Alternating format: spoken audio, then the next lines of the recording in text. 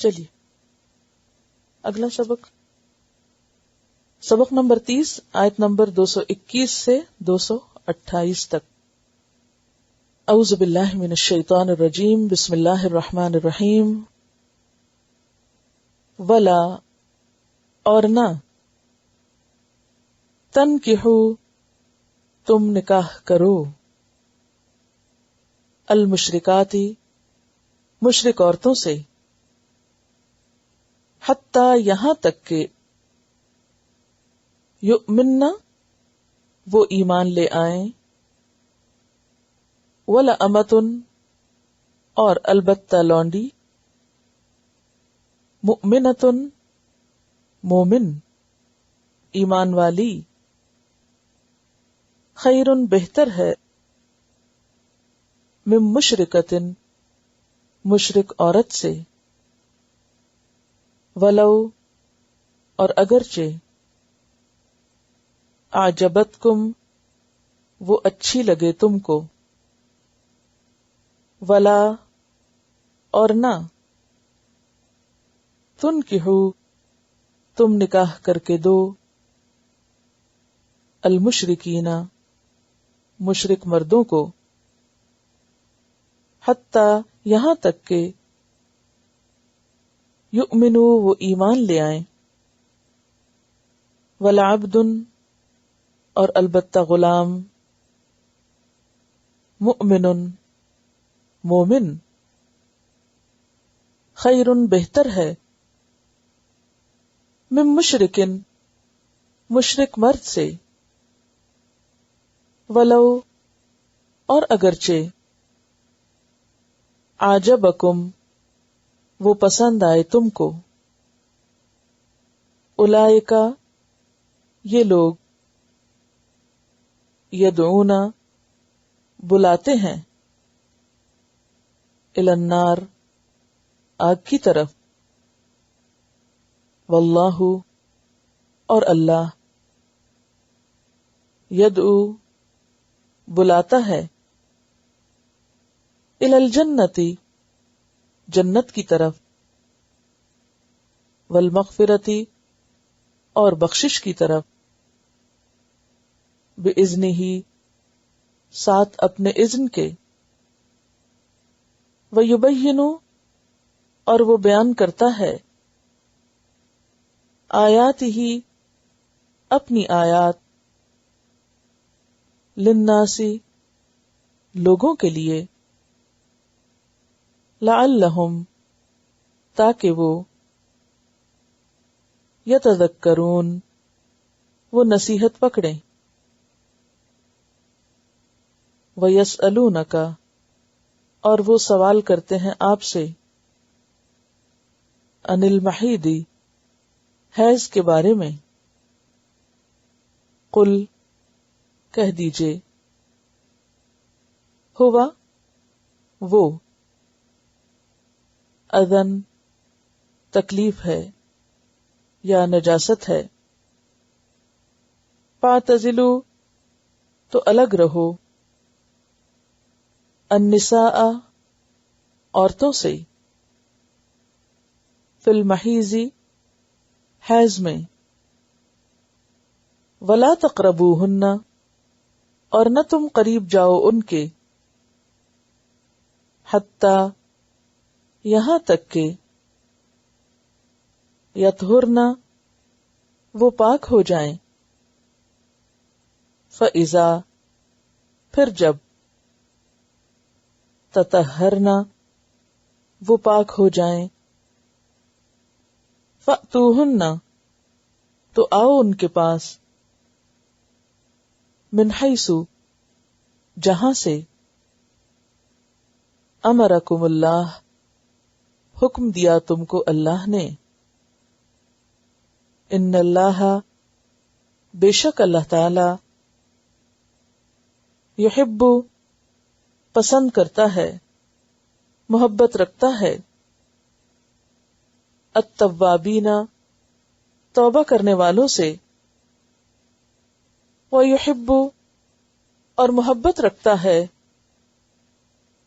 المتطہرین پاک رہنے والوں سے. نساؤکم عورتیں تمہاری حرثن کھیتی ہیں لکم تمہارے لیے فأتو تو آؤ حرثکم اپنے کھیت میں انا جہاں سے یا جس طرح شئتم چاہو تم وقدمو اور آگے بھیجو لأنفسکم اپنے نفسوں کے لیے واتقوا اللہ اور ڈرو اللہ سے وَاعْلَمُوا اور جان لو انکم بے شک تم ملاقوہ ملاقات کرنے والے ہو اس سے وبشر اور خوشخبری دے دو المؤمنین ایمان لانے والوں کو ولا اور نہ تجعل اللہ تم بناؤ اللہ کو عرضتاً ڈھال لِأَيْمَانِكُمْ اپنی قسموں کے لیے ان تبروا کہ تم نیکی کرو وتتقوا اور تم تقوی اختیار کرو وتصلحوا اور تم صلح کراؤ بین الناس لوگوں کے درمیان واللہ اور اللہ سمیع علیم سننے والا ہے جاننے والا ہے. لا نہیں یؤاخذکم مؤاخذہ کرے گا تمہارا اللہ اللہ باللغو ساتھ لغو کے فی ایمانکم تمہاری قسموں میں ولیکن لیکن یؤاخذکم وہ مؤاخذہ کرے گا تمہارا بما بوجہ اس کے جو کسبت کمائی کی قلوبکم تمہارے دلوں نے واللہ اور اللہ غفور مغفرت کرنے والا ہے حلیم حلم والا ہے بردبار ہے. للذین ان لوگوں کے لیے یؤلون جو قسم کھا لیتے ہیں من نسائہم اپنی بیویوں سے تربص انتظار کرنا ہے اربعۃ 4 اشہر مہینے فإن پھر اگر فاؤ وہ رجوع کریں لوٹیں فإن اللہ تو بے شک اللہ تعالی غفور بخشنے والا ہے رحیم مہربان ہے. وَإِن اور اگر عزموا وہ عزم کر لیں پکا ارادہ کر لیں الطلاق طلاق کا فإن اللہ تو بے شک اللہ تعالی سمیع سننے والا ہے علیم جاننے والا ہے. والمطلقات اور وہ عورتیں جو طلاق یافتہ ہیں اور وہ جو مطلقات طلاق یافتہ ہیں یتربصن وہ انتظار کریں بانفسہن اپنے نفسوں کے ساتھ سلاستا تین، قروءن حیض یا طہر، دونوں معنی لکھیے. طہر توئے ہیرے. ولا اور نہیں. یحلو حلال یعنی حلال ہوگا. لہن ان کے لیے. ان یکتمن کہ وہ چھپائیں. ما خلق اللہ جو پیدا کیا اللہ نے. فی ارحامہن ان کے رحموں میں. ان کننا اگر ہیں وہ. یؤمننا وہ ایمان رکھتی. باللہ اللہ پر. والیوم الآخری اور یوم آخرت پر. وبعولتہن اور ان کے شوہر. احق زیادہ حقدار ہیں. بردہن ان کو لوٹانے کے. فی ذالک اس میں. ان ارادو اگر وہ چاہتے ہوں یا ارادہ رکھتے ہوں. اصلاحاً اصلاح کا. ولہن اور ان کے لیے. مثل مانن الذی اس کے ہے جو. علیہن اوپر ان کے. بالمعروفی ساتھ معروف کے یا اچھے طریقے کے. وللرجال اور مردوں کے لیے. علیہن ان پر یعنی ان عورتوں پر. عورتیں بریکٹ میں لکھ لیجئے. علیہن ان عورتوں پر. درجتن ایک درجہ ہے. واللہ اور اللہ. عزیز زبردست ہے. حکیم حکمت والا ہے. بس عبارت کی وضاحت. ولا تنکحوا اور نہ تم نکاح کرو. تنکحوا کا روٹ ہے نون کاف ہا. نکاح نکاح کا لفظی معنی ہوتا ہے جمع کرنا، اکٹھا کرنا. النکاح الضم یہ تو اس کا لفظی معنی ہے. اور شریعت میں نکاح کس کو کہتے ہیں؟ ایسا عقد یا معاہدہ جو ایک مرد اور عورت کے درمیان قائم کیا جاتا ہے، یعنی ایک سوشل کانٹریکٹ کہ جس کی روح سے وہ ایک دوسرے پر حلال ہو جاتے ہیں اور اللہ کو گواہ بنا کر وہ ایک دوسرے کے حقوق ادا کرنے کا وعدہ کرتے ہیں. ڈیفینیشن کے طور پر آپ دیکھیے، ایسا عقد اور معاہدہ کہ مرد اور عورت ایک دوسرے پر حلال ہو جائیں، دو افراد کے درمیان اللہ کو گواہ بنا کر ایسا معاہدہ کرنا کہ دونوں ایک دوسرے کے حقوق پورے کریں گے. تو اس سے پہلے کہ میں نکاح اور طلاق کے بارے میں اگلی آیات کی وضاحت کروں، چند باتیں نکاح کے ضمن میں آپ کو یاد رہنی چاہیے تاکہ آپ مزید باتوں کو اچھی طرح سمجھ سکیں.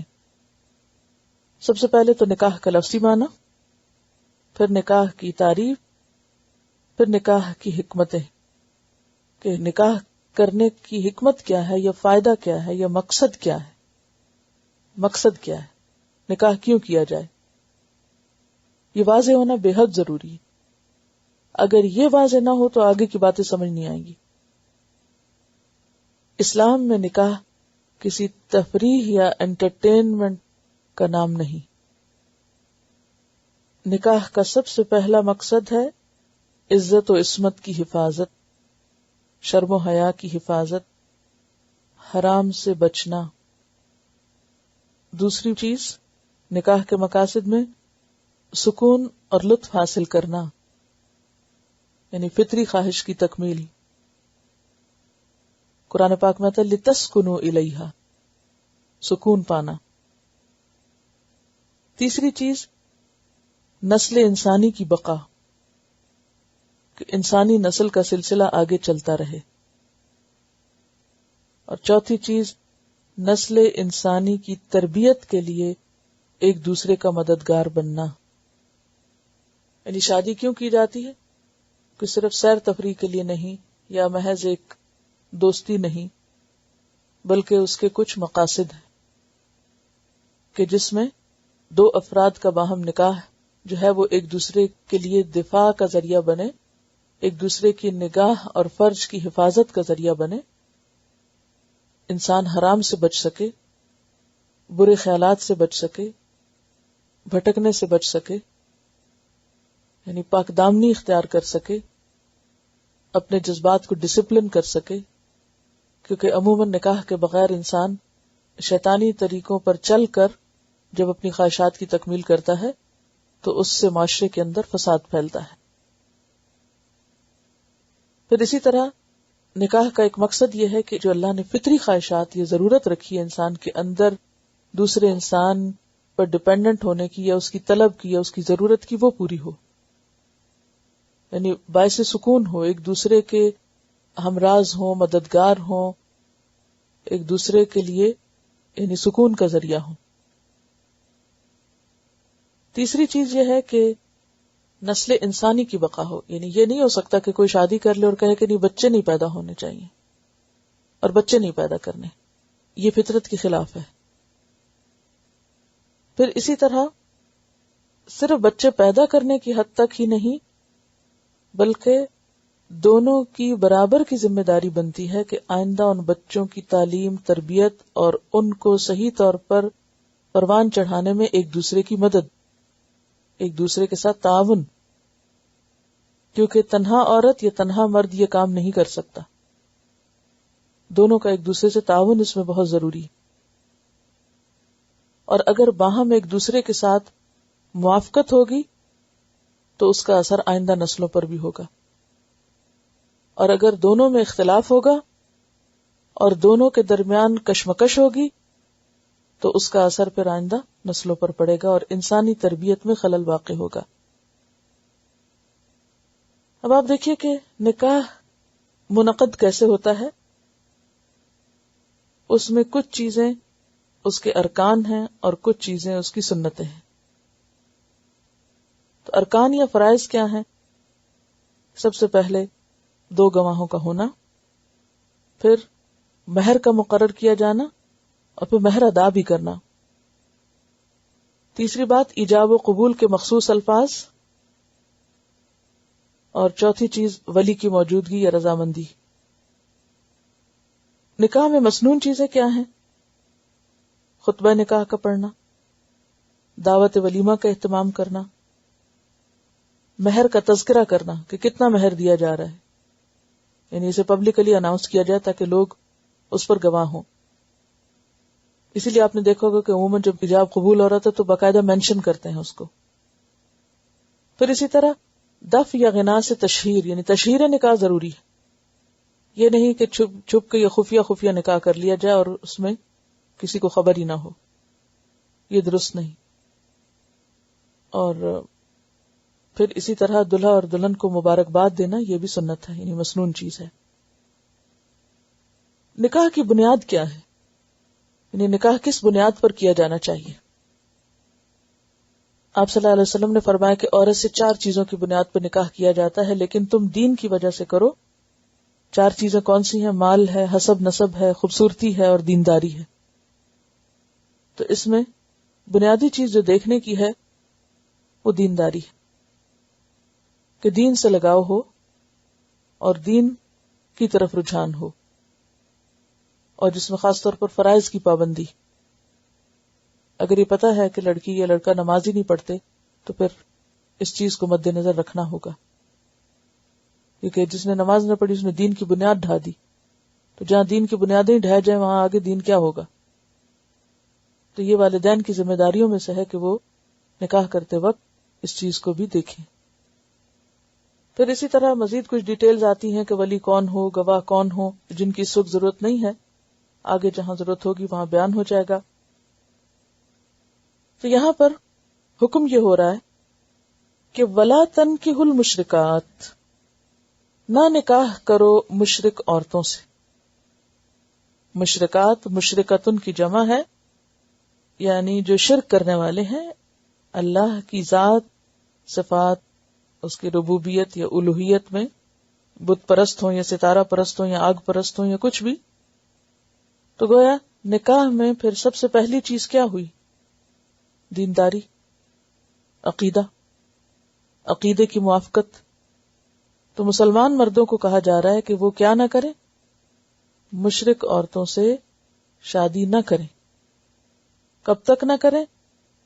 حتی یؤمنن، یہاں تک کہ وہ ایمان لے آئیں. اور یاد رکھیے کہ مشرک ہونا ایک اصطلاح ہے، اور جیسے آپ دیکھیے کہ ایک اصطلاح ہے مسلم، ایک ہے مشرک، ایک ہے اہل کتاب ہونا. تو اہل کتاب کون ہے؟ جو الہامی ادیان پر قائم ہے، جیسے یہود و نصارہ ہیں. مشرک کون ہے؟ جو کسی الہامی دین کو نہیں مانتے، وہ خواہ بتوں کی پوجا کریں یا پھر یعنی کسی بھی آبجیکٹ کی پوجا کریں، اللہ کی ذات میں یا صفات میں کسی بھی چیز میں شریک کریں. تو یہاں جس کا ذکر ہو رہا ہے وہ شرک ہے. حتی یؤمنن، یؤمنن میں دو نون جمع ہیں. دیکھ رہے ہیں نا آپ، نون کے اوپر شد ہے. ایک نون تو مادے کا ہے، یعنی الف میم نون مادہ ہے، اور دوسرا نون مؤنث کا ہے، یعنی وہ عورتیں جب تک کہ اسلام میں داخل نہ ہو جائیں، یہ مراد ہے. ولا امتن، اور البتہ لونڈی یعنی غلام عورت. مؤمنتن، ایمان والی، جسے ہم اردو میں مومنہ کہتے ہیں. مؤمنتن، ایمان والی، خیرن، بہتر ہے، اچھی ہے، من مشرکتن، مشرک عورت سے. یعنی شادی کے معاملے میں تم مومن عورت کو ترجیح دو گے مشرک عورت پر. ولو اعجبتکم، اور اگرچہ وہ اچھی لگے تم کو. کون؟ مشرک عورت. اعجبہ کا لفظ جو ہے عین جیم بے سے ہے، کسی کو حیران کن حد تک پسندیدگی میں مبتلا کر دینا، خوشگوار حیرانی. یعنی خواہ کوئی مشرک عورت تمہیں بہت ہی امپریس کر دے یا تمہارے دل میں اتر جائے، تمہیں اس سے کتنی بھی محبت ہو، لیکن تم وہاں نکاح نہیں کر سکتے. یہ قرآن کا فیصلہ ہے. ولو اعجبتکم، یعنی پسند کی شادی منع نہیں ہے، لیکن پسند کی شادی نہیں کر سکو گے اگر عورت کے اندر شرک ہے. پھر تمہیں اللہ کی پسند کو دیکھنا ہوگا، اپنی پسند کو چھوڑنا پڑے گا. اور جیسا کہ پہلے بھی میں نے عرض کیا تھا کہ عموماً کسی سے محبت کب ہوتی ہے؟ جب اس کی کوئی ادا پسند آتی ہے، یا اس کی کوئی خوبی یا اس کی کوئی چیز پسند آتی. تو بعض لوگ کسی سے محبت کرتے ہیں اس کے مال کی وجہ سے، بعض کسی سے محبت کرتے ہیں اس کے حسن کی وجہ سے، بعض کسی کے اخلاق کی وجہ سے، بعض کسی کے دین کی وجہ سے. کئی اسباب ہوتے ہیں نا محبت کرنے کے. بعض لوگوں کے نزدیک شکل و صورت کوئی اہمیت نہیں رکھتی، دین اہمیت رکھتا. بعض کے نزدیک دین کوئی اہمیت نہیں رکھتی، مال اہمیت رکھتا ہے. تو ہر ایک کی اپنی اپنی چوائس ہوتی ہے. تو اللہ تعالیٰ کیا فرما رہے ہیں کہ خواہ مشرک عورت کے پاس کتنا ہی مال ہو، جمال ہو یعنی خوبصورتی ہو، حسب نسب ہو، کیسے ہی گھرانے کی کیوں نہ ہو، کیسا ہی بظاہر اخلاق کیوں نہ ہو، کتنی ہی انٹیلیجنٹ یا بہت بڑی ڈگری رکھنے والی کیوں نہ ہو، لیکن چونکہ ایک کوالیفیکیشن نہیں ہے جو first and foremost basic requirement ہے، اور وہ ایمان کی ہے، لہذا تم نکاح نہیں کر سکتے، ڈسکوالیفائی کر. والذین آمنوا اشد حبا للہ، ایمان کا تقاضا یہ ہے کہ اللہ کی محبت سب سے زیادہ ہو. اب یہاں دو محبتیں ٹکرانے لگی ہیں، تو اس لیے اللہ کی محبت کو ترجیح دیتے ہوئے اپنی محبت کو انسان قربان کرے گا.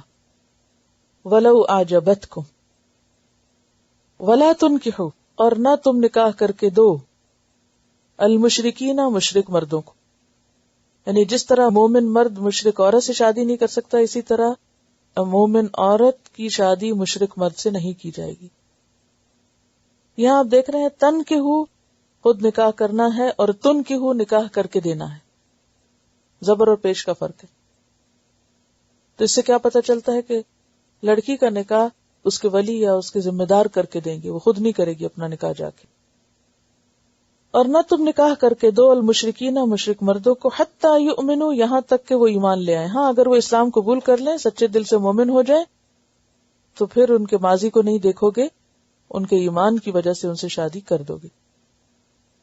جیسے حضرت ام سلیم کے بارے میں آتا ہے کہ ابو طلحہ نے ان کو نکاح کا پیغام بھیجا جبکہ وہ مشرک تھے. تو ابو طلحہ بہت اچھے انسانوں میں سے تھے، بہت امیر لوگوں میں سے تھے. یاد ہے کہ جن کا ایک باغ تھا مسجد نبی کے سامنے. تو انہوں نے حضرت ام سلیم کو نکاح کا پیغام بھیجا تو ام سلیم نے انکار کر دیا اور کہا کہ تم ایسے شخص ہو جو بتوں کو پوجتے ہو، وہ بت جو فلاں شخص نے فلاں درخت سے کاٹ کے اپنے ہاتھ سے گھڑ کے بنایا تھا، لہٰذا میں تم سے نکاح نہیں کر سکتی. ہاں اگر تم مسلمان ہو جاؤ تو میں نکاح کروں گی اور تم سے مہر نہیں لوں گی، میرا مہر اسلام ہوگا، تمہارا اسلام قبول کرنا میرا مہر ہوگا. تو انہوں نے اسلام قبول کر لیا اور پھر اس طرح ان سے شادی ہو گئی. یہ حضرت انس کی والدہ تھی. تو یہاں پر کیا ہے؟ وَلَا تُنْكِحُوا الْمُشْرِكِينَ حَتَّى يُؤْمِنُوا، جب تک ایمان نہ لائیں نکاح نہیں کر سکتے. وَلَعَبْدٌ مُؤْمِنٌ، اس کی بجائے تم کسی غلام لڑکے سے شادی کر دو بیٹی کی، وہ زیادہ بہتر ہے، خیرٌ، بہتر ہے، من مشرکن، مشرک سے. یعنی ایک طرف ایمان ہے لیکن دنیاوی وجہ اور چیزیں نہیں ہیں، وہ زیادہ بہتر ہے بنسبت اس کے کہ دوسری طرف دنیاوی سٹیٹس بہت بلند ہے مگر ایمان نہیں، دین نہیں.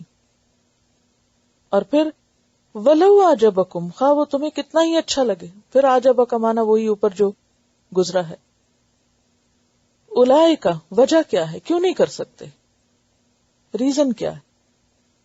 اولئک، یہ لوگ، کون لوگ؟ مشرک. یدعون، دعوت دیتے ہیں، پکارتے ہیں اپنے قول اور فعل سے، مال سے، کس کی طرف؟ الی النار، آگ کی طرف.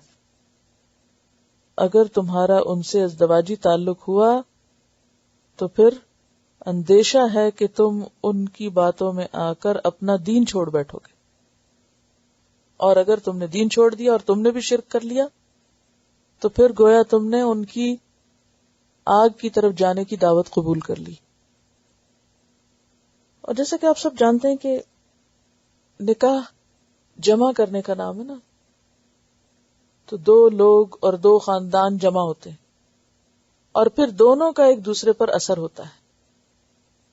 اور شرک کا معاملہ ایسا معاملہ ہے کہ جس میں اگر انسان تھوڑا سا بھی جھکا تو کیا ہوگا؟ سب کچھ ہی چلا جائے گا. رائی کے دانے برابر بھی شرک گوارا نہیں. اللہ تعالیٰ سب گناہ معاف کر سکتا ہے لیکن شرک کا گناہ معاف نہیں ہوگا. لہذا ایسے نکاح میں بہت چانسز ہیں کہ ایمان جاتا رہے، اور اگر ایمان چلا جائے تو باقی کوئی بھی چیز کارآمد نہیں. واللہ یدعو الی الجنہ، دوسری طرف اللہ پکار رہا ہے. اب تمہیں اپنے جذبات کی قربانی تو دینی ہے لیکن اس قربانی کے عوض تمہیں ملے گا کیا؟ ذرا دیکھو تو، جنت، والمغفرتی، اور مغفرت. جنت کی دعوت دے کر نیک عمل پہ ابھارا گیا اور مغفرت کی دعوت دے کر گناہوں سے توبہ پہ ابھارا گیا. بِإِذْنِهِ، اپنے اذن سے. وَيُبَيِّنُ آیَاتِهِ، اور وہ اپنی آیات کو بیان کرتا ہے للناس، لوگوں کے لیے. لعلہم، تاکہ وہ کیا کریں؟ یتذکرون، نصیحت حاصل کریں.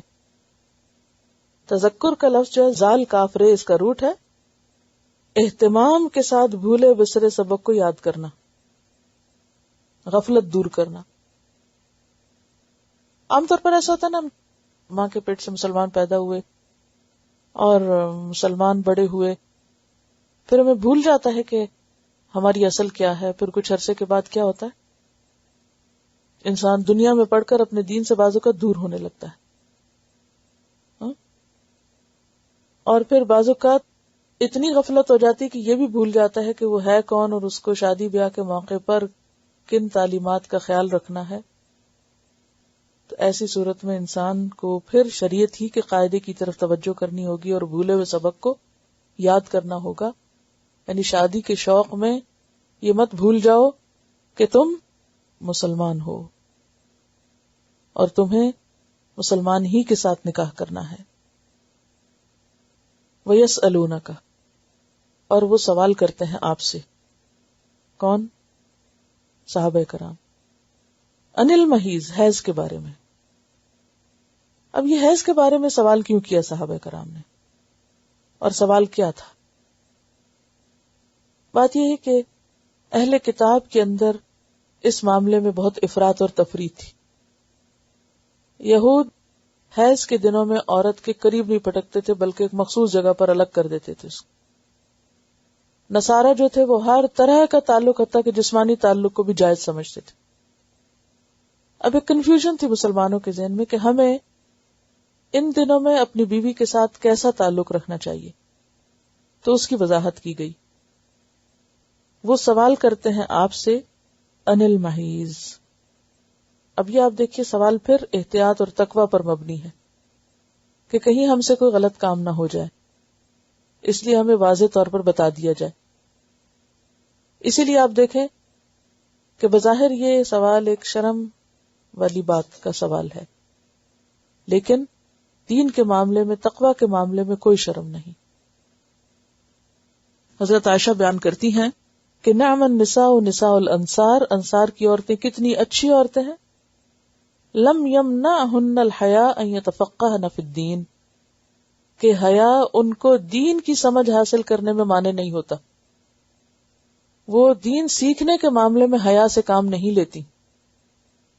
یعنی وہ سوال جو عام طور پر پبلک میں، یا وہ موضوعات یا وہ ٹاپکس جو پبلکلی ڈسکس نہیں ہونے چاہیے یا مجلسوں کا موضوع نہیں ہونے چاہیے، لیکن دین کی مجلس میں ان کا ذکر کیا جا سکتا ہے. اس میں کوئی عیب نہیں، کوئی قباحت نہیں، کوئی شرم کی بات نہیں.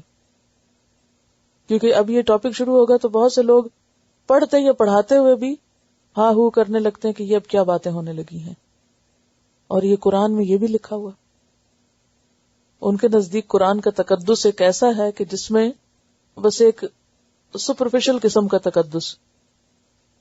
اصل تقدس قرآن کا کیا ہے کہ انسان حقیقت کی دنیا میں رہ کے جائز ناجائز، حلال حرام کے فرق کو سمجھے. تو وہ چیزیں جو انسانی زندگی کا حصہ ہیں، اگرچہ وہ پردے میں ہیں یا شرم کی بات ہے، لیکن جب دین سیکھنے کا موقع ہو تو اس معاملے میں انسان کو اوپنلی بات کرنے کی اجازت ہے.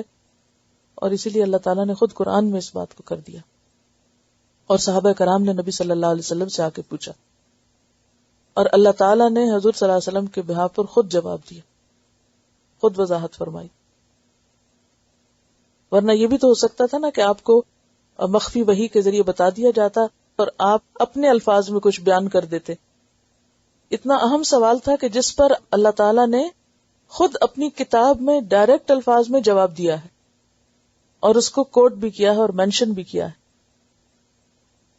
وَيَسْأَلُونَكَ، اور وہ سوال کرتے ہیں آپ سے عن المحیض، محیض کے بارے میں. محیض جو کہ اس کے دو معنی کیے گئے ہیں. ایک تو محیض مصدر میمی ہے، مصدر کی بھی قسم، تو مصدر میمی ہے جو اسم کے معنی میں استعمال ہوا ہے. یعنی محیض کا لفظی معنی اگر دیکھا جائے تو حیض کی جگہ ہے، یعنی جہاں سے حیض آتا ہے. ٹھیک ہے، لیکن یہاں مراد حیض اٹ سیلف. اور حیض کا لفظ کس سے نکلا ہے؟ ہے واو ضاد سے. حوض جس سے آپ لکھتے ہیں، پانی کا حوض نہیں ہوتا جیسے، تو حاضہ کا لفظی معنی ہوتا ہے بہنا، حاضہ بہنا، کیونکہ حیض جو ہے وہ خود بخود بہتا ہے.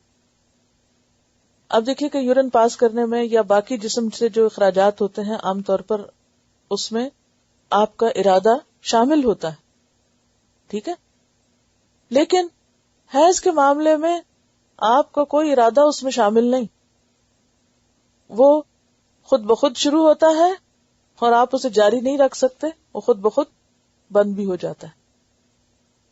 تو حاضہ کا لفظی معنی کیا ہے؟ بہنا، یعنی بہتا خون جو بغیر آپ کے ارادے کے نکلتا ہے مخصوص دنوں میں عادت کے مطابق. اور اس میں ہر خاتون کی عادت مختلف ہوتی ہے، کسی کی ہر مہینے ہو سکتی ہے اور کسی کی 2 مہینے بعد اور کسی کی 3 کے بعد اور کسی کی 6 کے بعد بھی ہو سکتی ہے. اس میں ہر خاتون کی عادت مختلف ہوگی. تو یہاں پر ان کا سوال کیا تھا؟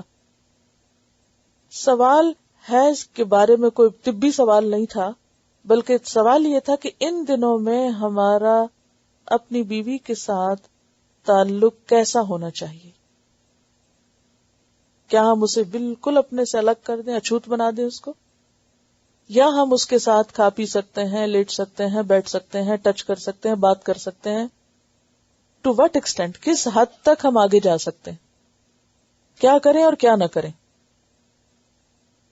تو آپ سے سوال کیا گیا تو اللہ تعالیٰ فرماتے قل، کہہ دیجئے، آپ انہیں بتا دیجئے، ہوا وہ اذن، اذا ہے. اذا کیا چیز ہوتی ہے؟ اذا ہر اس ضرر کو کہتے ہیں جو کسی جاندار کو پہنچتا ہے، ہر وہ نقصان جو کسی جاندار کو پہنچتا ہے.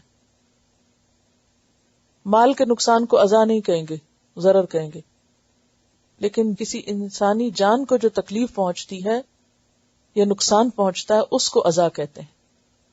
یہ فرق یاد رکھیے، خواہ وہ جسمانی ہو یا نفسیاتی. تو کیا کہا گیا کہ حیض کیا چیز ہے؟ یہ اذا ہے، دونوں کے لیے ایک تکلیف کی چیز ہے. عورت کے لیے تکلیف کی چیز کیا ہے؟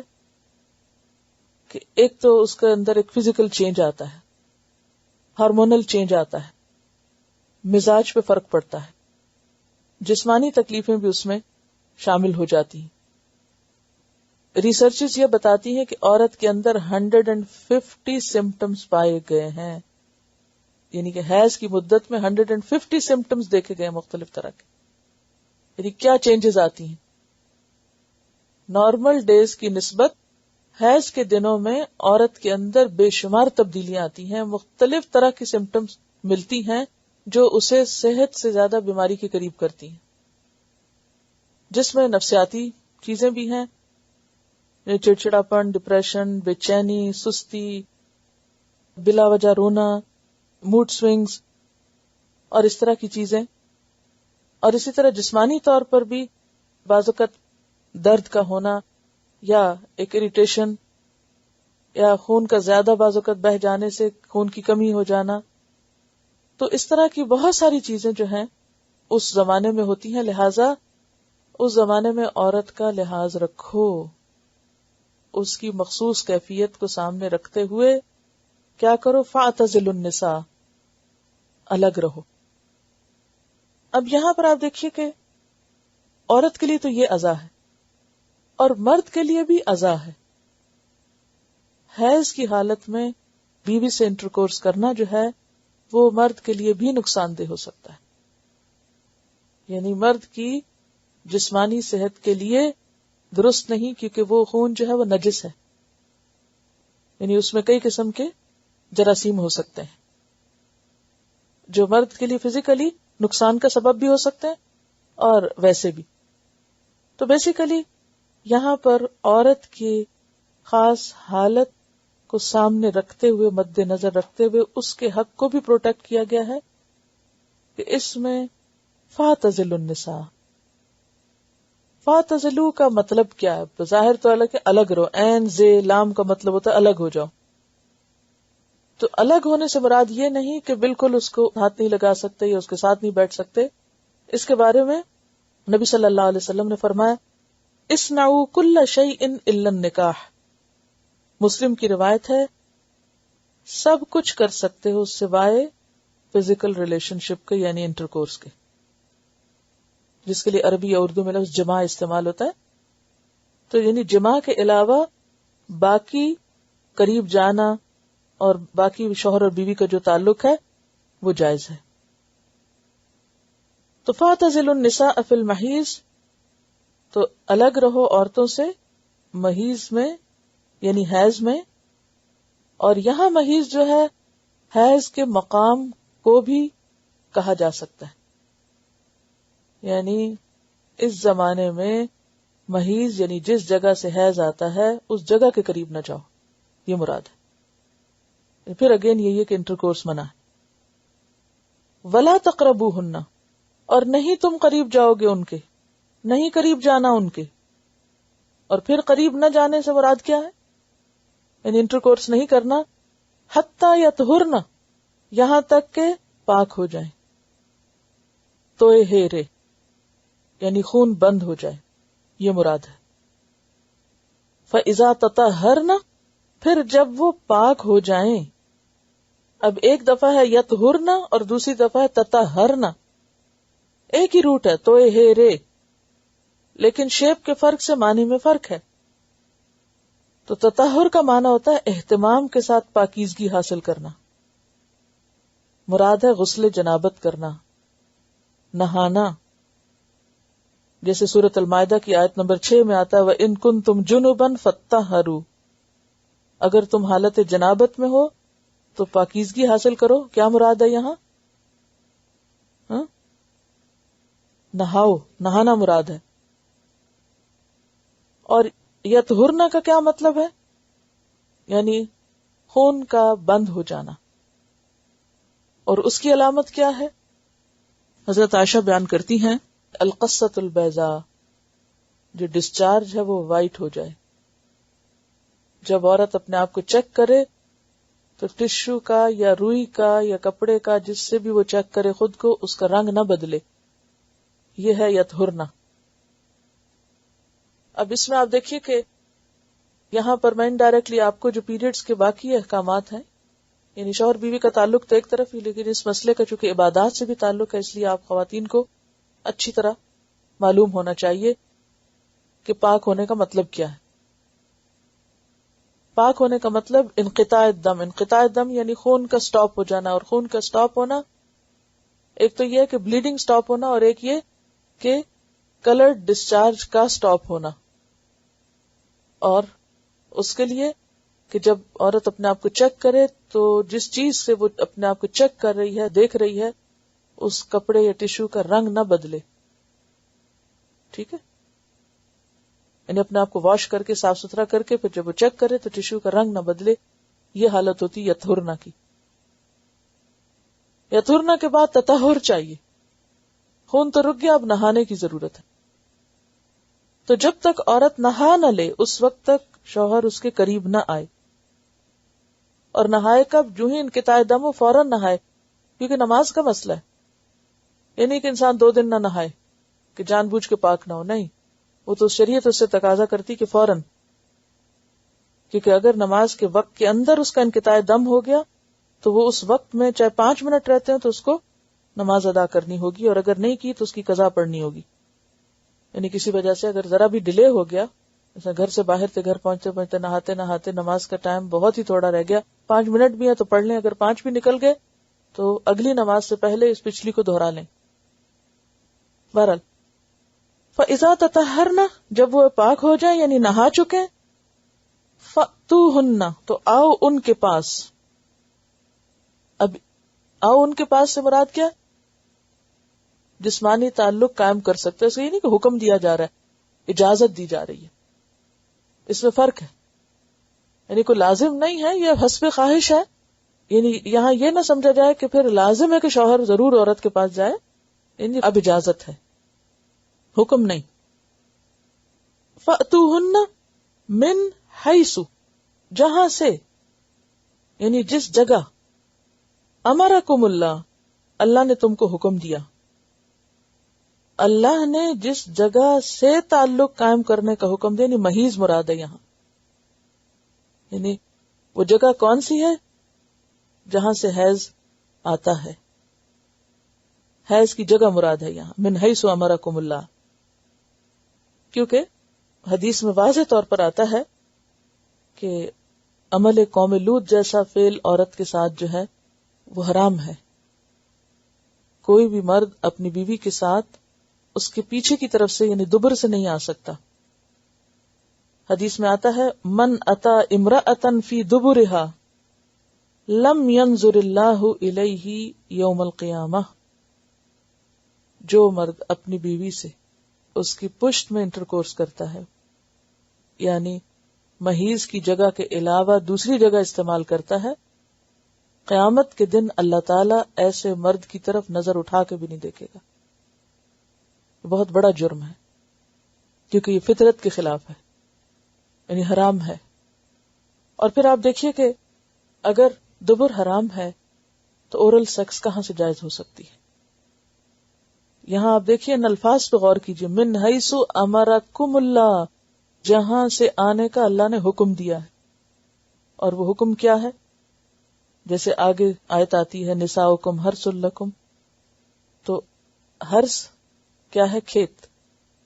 تو کھیت میں کوئی چیز اگائی جاتی، یعنی جس طریقے سے اولاد پیدا ہو سکتی ہے صرف وہی طریقہ فطری ہے، اس کے علاوہ باقی طریقے غیر فطری ہیں، ان کی اجازت نہیں ہے.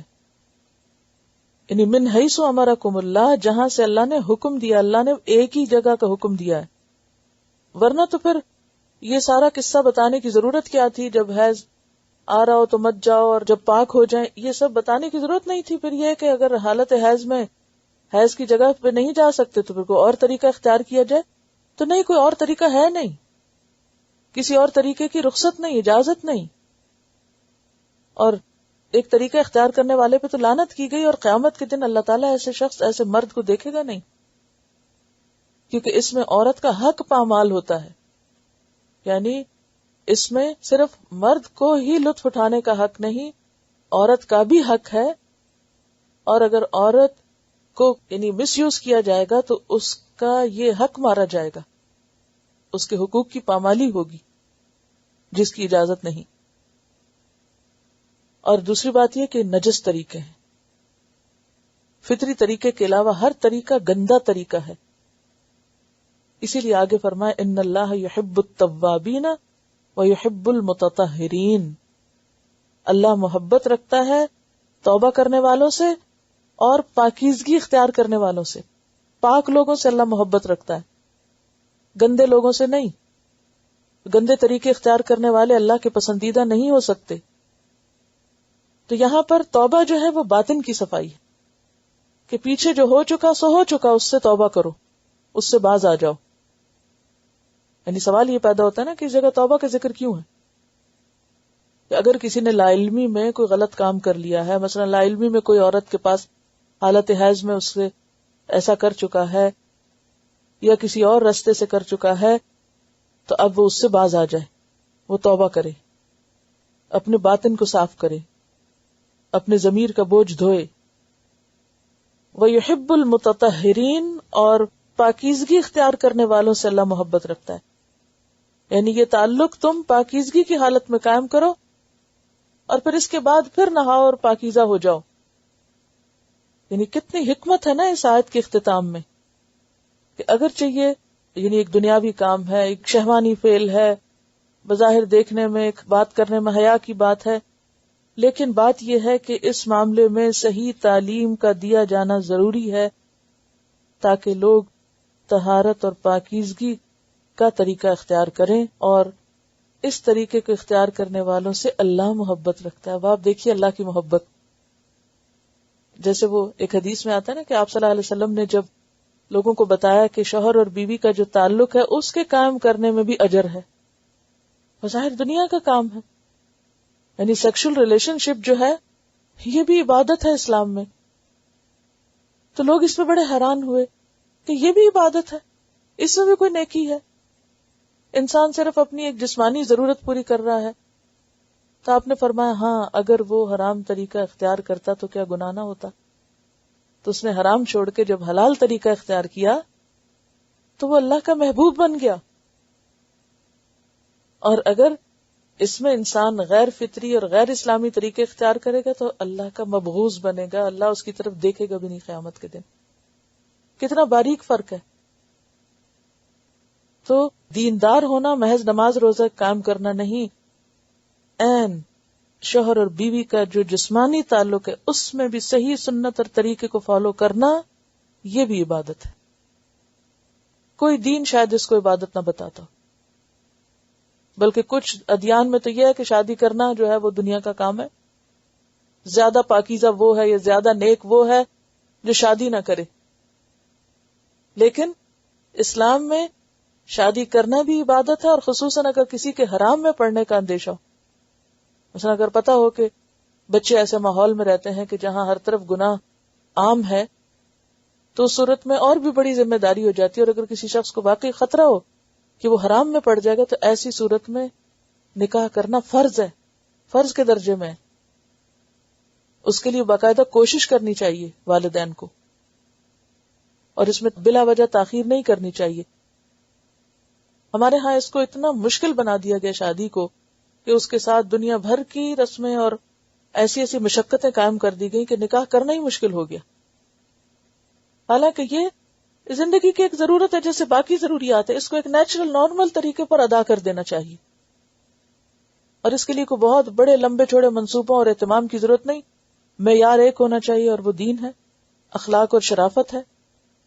اور اس کے بعد نکاح میں جو چیزیں آپ کو بتائی گئی اس میں تو کوئی لمبی چوڑی رسم مائیوں اور کوئی مہندی اور وہ کوئی شرائط نہ مسنون نہ سنت کچھ بھی نہیں رکھا گیا، اس کو کوئی بھی درجہ نہیں دیا گیا. ہاں ایک دف ہے کہ بیٹھ کے پارٹی کر لو، کچھ گا بجا لو ایک حدود کے اندر رہ کے، اور اعلان کرو، کچھ کھا پی لو، خوشی مناؤ، وہ سب چیزیں ٹھیک ہیں.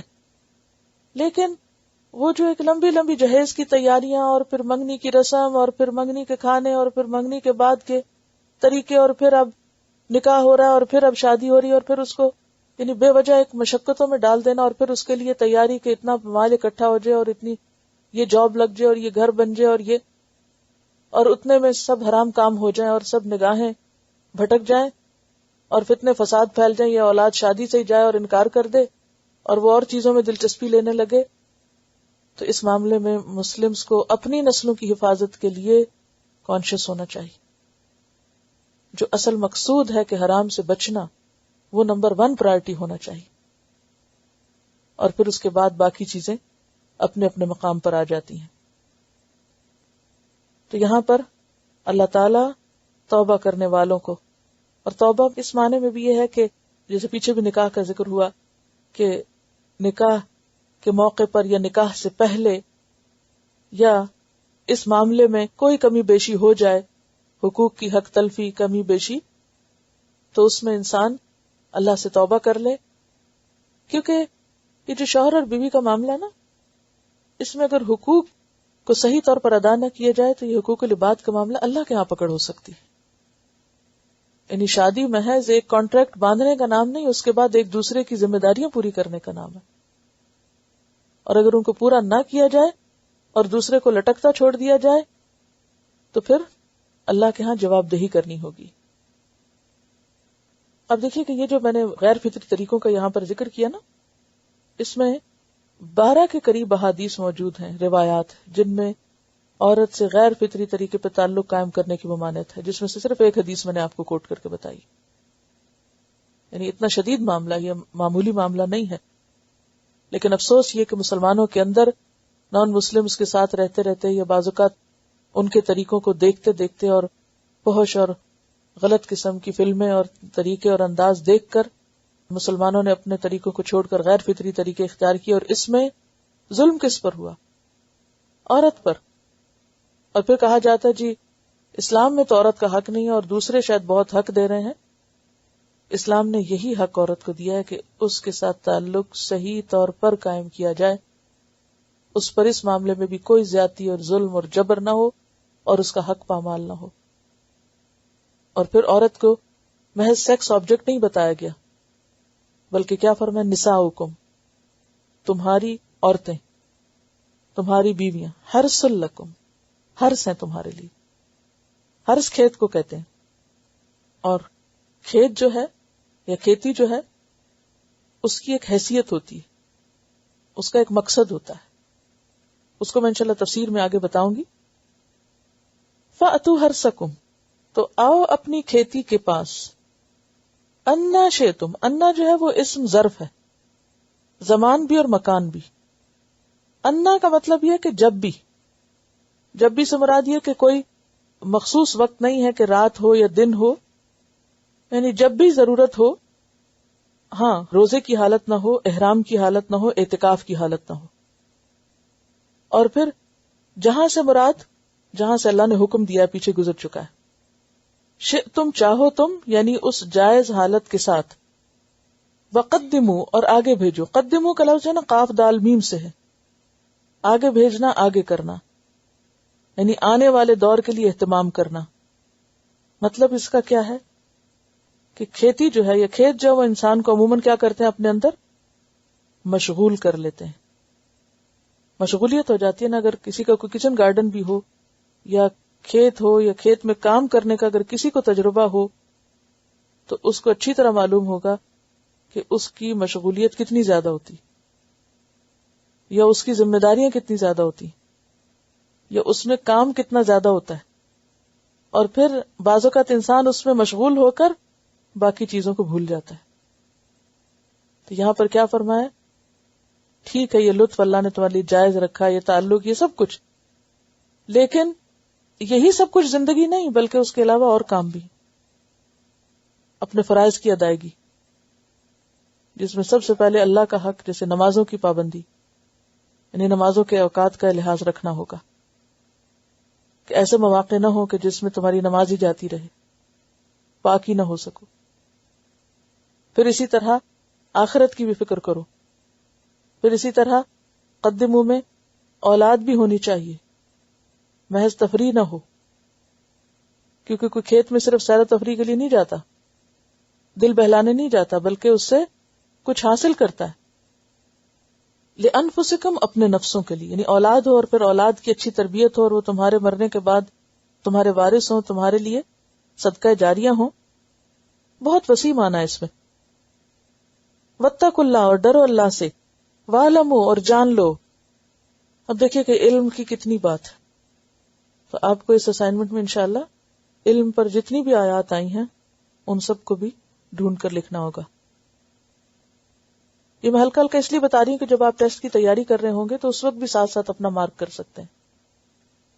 تو اس بارے میں خاص طور پر آپ دیکھیں کہ وَعْلَمُوا اور علم اور علیم، علم کے روٹ سے بہت سے الفاظ ہیں.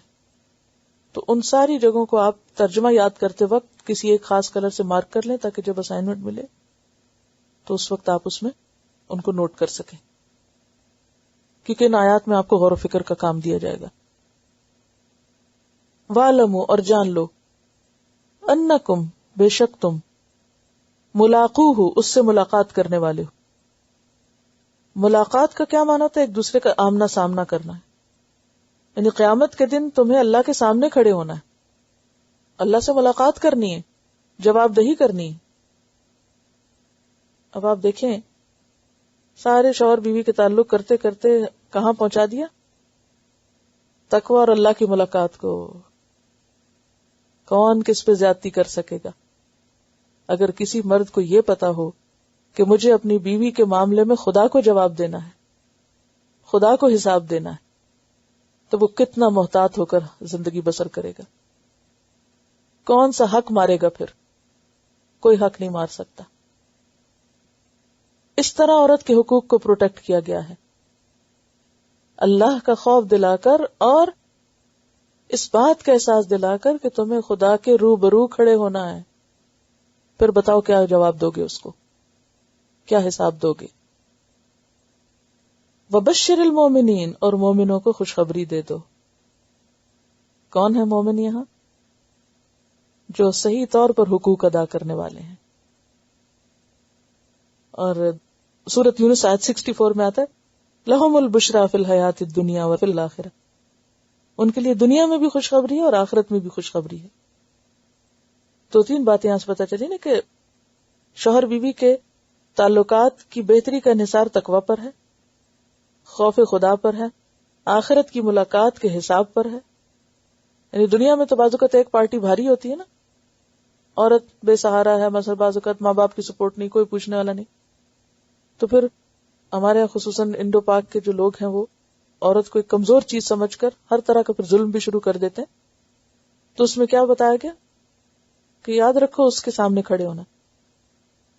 اور پھر جو مومن ہو، خدا سے ڈر کے زندگی بسر کر کے ان کے لیے خوشخبری خوشخبری ہے. کیونکہ آپ دیکھیے کہ گھر کے تعلقات شوہر بیوی کے اچھے ہوں گے نا، عبادت میں بھی لطف ہوگا، بچوں کی تربیت بھی اچھی ہوگی، اور باقی تمام امور بھی صحیح طور پر انجام پائیں گے. اور کہیں زیادہ انسان نیکیوں کے مواقع پھر پا سکتا ہے بنسبت اس کے کہ دونوں ایک دوسرے سے جھگڑ کے ساری بحثوں میں زندگی گزار دیں.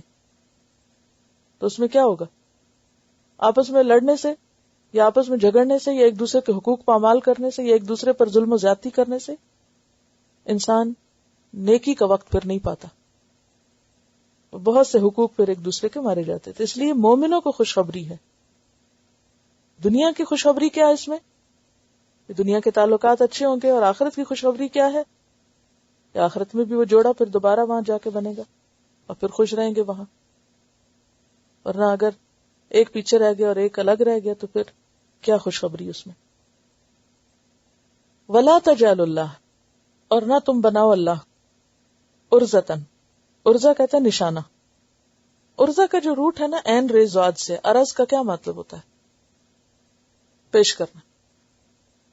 یعنی اللہ کو پیش نہ کر دو، یہ مراد ہے. یعنی ڈھال نہ بنا دو، رکاوٹ نہ بنا دو. یعنی وہ چیز جسے سامنے کر دیا جائے ضرورت کے وقت. اور نشانہ کیا ہوتا ہے؟ جس کو گاڑ کے اس کے اوپر کیا کرتے ہیں؟ کوئی چیز پھینکی جاتی. لِأَيْمَانِكُمْ، اپنی قسموں کے لیے. ایمان یمین کی جمع ہے، یعنی قسموں کے لیے نشانہ نہ بناؤ. اور قسمیں بھی کس بات پر؟ ان تبرو، یہاں پر لا محذوف ہے کہ تم نیکی نہ کرو گے. یعنی اس بات کی قسم نہ کھاؤ کہ نیکی نہیں کرو گے. وَتَتَّقُوا، اور تقوی نہیں کرو گے. وَتُصْلِحُوا بَيْنَ النَّاسِ، اور لوگوں کے درمیان اصلاح نہیں کراؤ گے. وَاللَّهُ سَمِيعٌ عَلِيمٌ، اور اللہ تعالیٰ سننے والا ہے، جاننے والا ہے. لا یؤاخذکم اللہ، نہیں مواخذہ کرے گا تمہارا اللہ. مواخذہ کا کیا معنی ہے؟ پکڑ اور سزا. نہیں سزا دے گا تم کو اللہ، یا نہیں تم پر کفارہ عائد کرتا اللہ. باللغو، ساتھ لغو کے. لغو کہتے ہیں ساقط چیز کو، بے سوچے سمجھے کھائی جانے والی قسم یہاں مراد ہے. فی ایمانکم، تمہاری قسموں کے معاملے میں. ایمان یمین کی جمع. ولیکن، لیکن یؤاخذکم، مواخذہ کرے گا تمہارا، پکڑے گا تم کو، سزا دے گا تم کو. بما کسبت، ساتھ اس کے جو کمائی کی، قلوبکم، تمہارے دلوں نے. یعنی تمہارے دلوں نے جو پکی بات کی، یعنی نیت اور ارادے سے جو بات کی تم نے، مراد یہ. واللہ غفور حلیم، اور اللہ بخشنے والا بردبار ہے. للذین، ان لوگوں کے لیے، یؤلون، جو قسم کھا لیتے ہیں.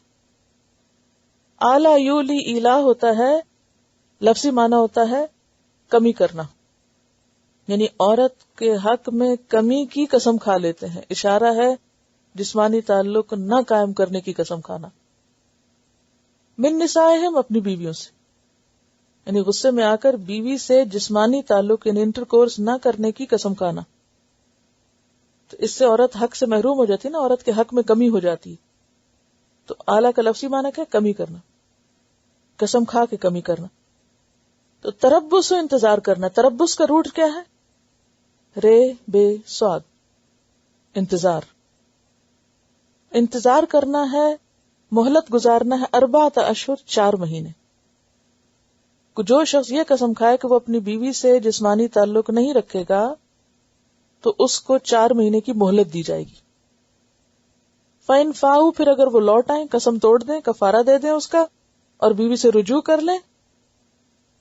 فاؤ کا لفظی معنی کیا ہوتا ہے؟ یہ حمزہ، لوٹنا، پلٹنا. فإن اللہ غفور الرحیم، تو بے شک اللہ غفور الرحیم ہے. وإن عزموا، اور اگر وہ عزم کر لیں. عزم کس کو کہتے ہیں؟ پکے ارادے. الطلاق، طلاق دینے کا، یعنی چھوڑ دینے کا. طلاق کا لفظ ہے طا لام قاف، طلق. طلق کہتے ہیں آزاد کرنا، چھوڑ دینا. یعنی بیوی کو نکاح کس کو کہتے ہیں؟ عقد کو، گرہ لگانا. اور طلاق کیا ہے؟ اس گرہ کو کھول دینا، بندھن توڑ دینا. وَإِنْ عَزَمُوا الطَّلَاقَ، اور اگر وہ طلاق کا ارادہ کر لیں. فَإِنَّ اللَّهَ سَمِيعٌ عَلِيمٌ، تو بے شک اللہ سننے والا ہے، جاننے والا ہے. یعنی وہ طلاق دیتا ہے تو کوئی منہ سے بول کے دیتا ہے تو بھی اللہ سن لیتا ہے. کئی لوگ دے کے کہتے نہیں میں نے تو نہیں دی، تو اللہ کو تو پتا ہے کہ دی. علیم، جاننے والا ہے، یعنی کوئی بھی طریقہ اس نے جو اختیار کیا وہ اللہ کے علم میں ہے. والمطلقات، اور طلاق یافتہ عورتیں. مطلقہ کی جمع ہے مطلقات، روٹ وہی ہے تو لام قاف. یتربصن، روٹ وہی ہے رے بے سواد، انتظار کریں. جن عورتوں کو طلاق ہو جائے وہ کیا کریں؟ انتظار کریں. کیا انتظار کریں؟ بِأَنفُسِهِنَّ، اپنے نفسوں کے ساتھ، یعنی اپنی ذات کے ساتھ انتظار کریں، خود کو روک کے رکھیں. کس بات سے؟ دوسرا نکاح کرنے سے. یہ مراد. کتنا عرصہ روک کے رکھیں؟ ثلاثۃ قروء، 3 حیض. قروء جو ہے قرء کی جمع ہے، قاف رے حمزہ روٹ ہے اس کا. قرء حیض کو کہتے ہیں اور طہر کو بھی کہتے ہیں. یعنی 3 دفعہ حیض آنے تک، یعنی 3 مہینے مراد ہیں. نارملی چونکہ مہینے میں ہی ہوتا ہے، لیکن اگر مہینہ نہیں کسی کا 2 مہینے ہے تو بھی مہینے نہیں گنے جائیں گے. کیا گنا جائے گا؟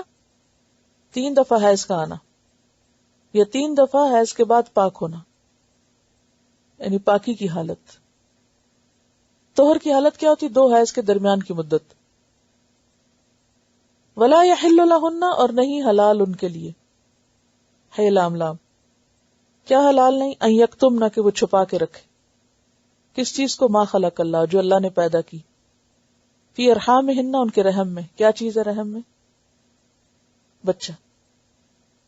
یعنی اگر کوئی فیٹس ہے یا کوئی پریگننسی ہے تو اس کو چھپائے نہیں. ان کننا، اگر ہیں وہ یؤمننا، ایمان رکھتی، باللہ اللہ پر، والیوم الاخر، اور یوم آخرت پر. وبعولتہن، اور ان کے شوہر. بعولہ بعلت ان کی جمع ہے، بعل شوہر کو کہتے ہیں. احق کو زیادہ حقدار ہیں، بردہن، ان کو لوٹانے کے. یہ طلاق رجی میں ہے. میں کس میں بتاؤں گی انشاءاللہ آپ کو ڈیٹیل سے طلاق کی، لیکن ابھی صرف اتنا لکھ لیں کہ طلاق رجی میں شوہر کو زیادہ حق ہے کہ وہ رجوع کر لیں. یعنی شوہر رجوع کر سکتا ہے، یہ مراد ہے. ان ارادو اصلاح، اگر وہ ارادہ رکھیں اصلاح کی، خیر خواہی ہے ان کے اندر. کیونکہ قرآن پاک میں واضح طور پہ آتا ہے نا، ولا تمسکوہن ضرارا، نقصان دینے کے لیے مت روکو. رجوع اس لیے نہ کرو کہ ستاؤ اس کو، لتعتدوا، کہ تم زیادتی کر سکو. ومن یفعل ذلک، جس نے ایسا کیا، یعنی عورت کو صرف ٹارچر دینے کے لیے اس سے رجوع کیا دوبارہ، فقط ظلم نفسہ، اس نے عورت پہ ظلم نہیں کیا، اپنے آپ پہ ظلم کیا. ولا تتخذوا آیات اللہ ہزوا، اللہ کی آیات کو مذاق مت بناؤ کہ اللہ نے رخصت دی رجوع کی تو کر لیں تاکہ عورت کو ستائیں. نہیں. ان ارادو اصلاح، بدنیت ہی نہ ہو، اصلاح کی نیت ہو. طلاق کی وجہ سے جو توڑ پھوڑ ہو گئی اس کو درست کر لیں. وَلَهُنَّ، اور ان عورتوں کے لیے کیا ہے؟ مثل الذی، مانند اس کے ہے، علیہن، جو ان کے ذمہ ہے، بالمعروف، بھلے طریقے سے. معروف کیا ہوتا ہے؟ جو جانا پہچانا طریقہ ہے، جو کامن سینس آپ کو بتاتی ہے. وَلِلرِّجَالِ عَلَيْهِنَّ دَرَجَةٌ، اور مردوں کے لیے عورتوں پر ایک درجہ ہے، یعنی ان کا درجہ ایک زیادہ ہے. واللہ عزیز حکیم، اور اللہ زبردست حکمت والا ہے، اس کو پتا ہے کہ ایک درجہ اس نے کیوں زیادہ رکھا. ابھی ہم حکمتیں دیکھیں گے انشاءاللہ تفسیر میں.